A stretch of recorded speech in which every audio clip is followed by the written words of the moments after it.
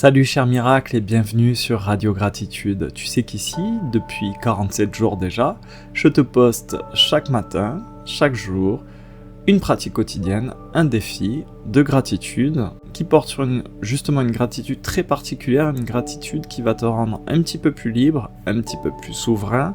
Et l'idée, c'est qu'au bout d'un an de ce circuit, on soit tous ingouvernables. En ce 47e jour, le 16e du mois de février, le défi du jour que j'ai appelé la main d'avant, consiste à choisir un objet que tu as chez toi, un objet du quotidien tout à fait banal, et d'aller imaginer toutes les mains anonymes qui l'ont façonné, qui l'ont transporté, qui l'ont vendu, qui l'ont utilisé ou qui l'ont posé là. L'idée d'aujourd'hui, c'est d'aller sentir toute cette chaîne invisible qu'il y a derrière, et de sentir que quelque part, tu vis du travail de toutes ces mains invisibles. Allez, je vais t'expliquer tout ça en détail. Donc l'idée, aujourd'hui, c'est que tu choisisses un objet tout simple comme un bol, un couteau, un tournevis, une chaise, un stylo, un cadre photo, un pull, peu importe. Quelque chose qui est là sous tes yeux quotidiennement. Et le but d'aujourd'hui, c'est que tu le regardes comme si c'était la première fois que tu l'observais. De manière à ce que ce ne soit plus un truc, un bibelot, et que ça devienne un portail. Je m'explique. Aujourd'hui, on va porter notre attention sur le fait qu'un objet, c'est pas juste une texture, une forme, un volume, c'est une suite de gestes. Une cascade, une chaîne de mains qui se sont relayées et qui l'ont fait alors qu'elles te connaissent même pas. En ce sens, l'objet, c'est un peu un témoin, un flambeau passé dans le brouillard. Et toi, en fait, tu tiens là, sous tes yeux, le témoin de tout ça. Et tu as sous tes yeux des tas de témoins, comme ça, de flambeaux, sans même y penser. Tu sais, je te l'ai suffisamment répété durant tout le mois de janvier, le mental adore ce mythe de l'autosuffisance. Je me suis fait tout seul, j'ai besoin de personne, ma vie je me la dois.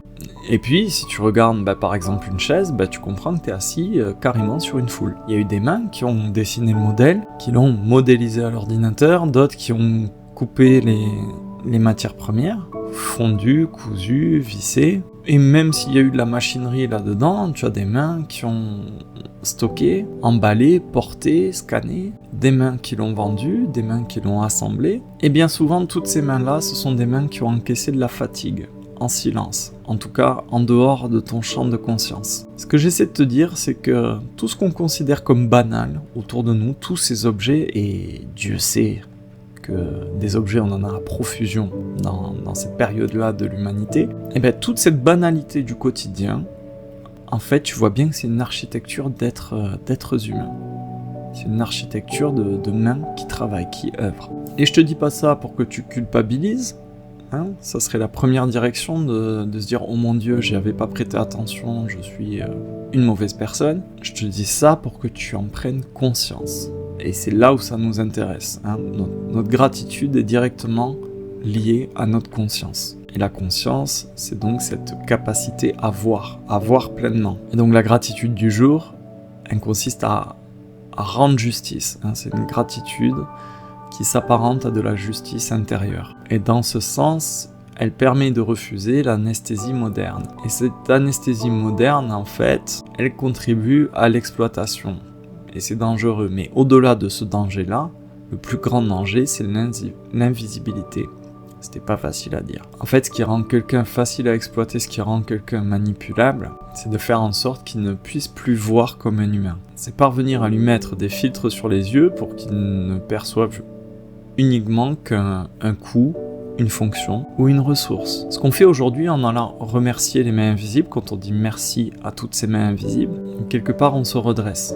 Tu vois, on est moins hypnotisé, on est moins zombifié. Même si t'as pas le nom de toutes les personnes derrière l'objet, même si t'as pas toute l'histoire, et honnêtement on s'en fout un peu, ce qui est important c'est que tu redonnes un visage, une perspective à l'intérieur de toi. Et un truc que j'aime beaucoup dans cette pratique du jour, c'est que la spiritualité qu'on touche là, elle est liée à des choses concrètes. Elle s'appuie sur la matière. Là, ça nous permet d'avoir une qualité d'être dans un monde qui s'appuie sur le faire avec les mains, sur le produire. Le monde dans lequel on vit, il vit au rythme des gestes. Le geste qui coupe, celui qui coud ou qui recoud, celui qui serre une vis, qui nettoie une surface, qui emballe un carton. Et quand c'est bien fait ou quand c'est reconnu, c'est une forme de prière. Ça prend soin de la vie. Quand on prend conscience de tout ça, finalement, on se rend compte qu'on vit dans le travail des autres. Et si tu acceptes le fait que tu es en train de vivre dans le travail des autres, si tu observes tous les objets et donc que tu as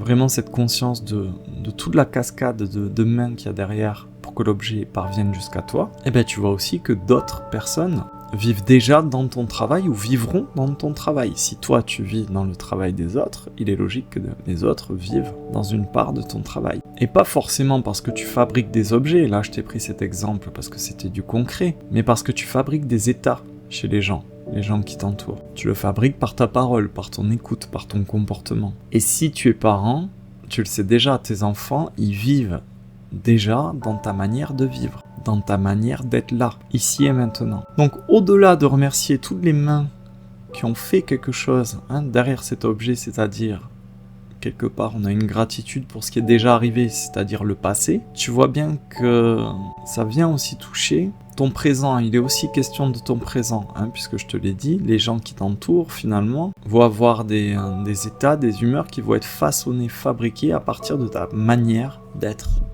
ici et maintenant, d'être présent. Et dans cette vaste chaîne de l'humanité, où on fabrique des objets mais aussi des états, et aussi donc des relations, quelle est la qualité, la couleur, la texture de ta main aujourd'hui ? Qu'est-ce que tu injectes dans tout ça ? Est-ce que tu es pressé ? Est-ce que ta main est pressée et dure ? Est-ce qu'elle est distraite ? Est-ce qu'elle est automatique ? Ou est-ce qu'elle est juste ? Est-ce qu'elle est soignée ? Est-ce qu'elle est humble ? Tu vois, quand tu fais des choses, est-ce que tu es à la fois dans le faire et dans l'être ? Est-ce que tu as conscience de ce que tu fais ? C'est ça que ça nous fait travailler aujourd'hui, ce défi. Allez, donc tu vas prendre ton objet, tu vas le regarder 10 secondes, vraiment regarde-le. Regarde le volume, la couleur, la texture, la forme, et songe à toutes les mains qu'il y a derrière, tout ce qu'on a évoqué. Pense à toute la chaîne et remercie toutes ces mains. Merci, parce que je vis dans votre travail. Vraiment, songe à ça, merci à toutes ces mains que tu verras jamais. Mais tu vis grâce à leur boulot, et tu baignes là-dedans. À la lueur de tout ça, je te laisse une petite question que tu vas te garder pour la journée.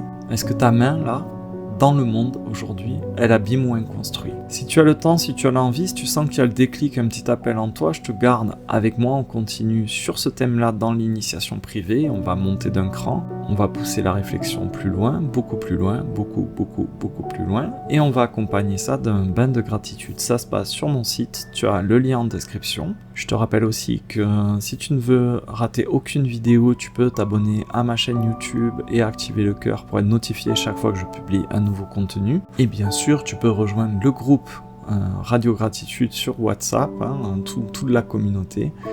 C'est très sympa de pratiquer tous ensemble cette gratitude. Et je crois que je t'ai tout dit, il me reste à te souhaiter une bonne pratique et à demain sur Radio Gratitude. Bye bye.